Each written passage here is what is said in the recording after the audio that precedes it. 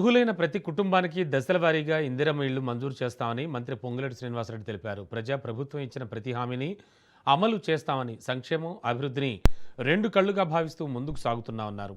Khammam rural మండలంలో 7.21 కోట్ల వ్యయంతో చేపట్టనున్న బీటీ రోడ్డు పనులకు మంత్రి పొంగులేటి శంకుస్థాపన చేశారు. రైతుల సంక్షేమానికి ప్రభుత్వం అధిక ప్రాధాన్యత ఇస్తోందన్నారు మంత్రి పొంగులేటి. ఫెసిలిటీస్ ఉన్నాయి, స్కూల్లో మంచి ఫ్యాకల్టీ ఉంది. అదే రకంగా అన్ని వసతులు ప్రభుత్వ పక్షాల నుంచి మీకు ఇచ్చాం. ఇవి ఇప్పుడు ఏదైతే శాంక్షన్ చేశామో 4,85,00,000 ఈ పనులు కూడా జరిగితే తప్పకుండా అద్భుతమైన స్కూల్గా భవిష్యత్తులో ఇక్కడ రిజల్ట్ వచ్చే విధంగా చిన్నారి బాలికలు చదువుకోవాలి.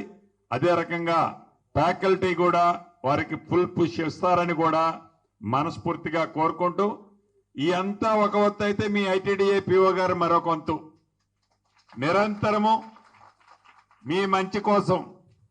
ఒక చిన్న కుటుంబం నుంచి వచ్చిన తను నేను పడ్డ కష్టం ఈ విద్యార్థులు పడొద్దని, భవిష్యత్తులో వీళ్ళు నాకంటే ఉన్నతమైన స్థానంలో రావాలని పీఓ గారు ఐటీడీఏ పీఓలంటే ఈ 2-3 జిల్లాలు ఏడున్నాను ఆడున్నానని చెప్పొచ్చు. అలా కాకుండా తన పర్సనల్ ఇంట్రెస్ట్ తీసుకొని ఇప్పుడే మనం ఉద్దీపకముని 1 నేనే ఓపెన్ చేశాను, 2 నేనే ఓపెన్ చేశాను, 3 కూడా ఈరోజు నా చేతుల మీద నుంచే ఇప్పుడే లాంఛనంగా ప్రారంభించుకున్నాం.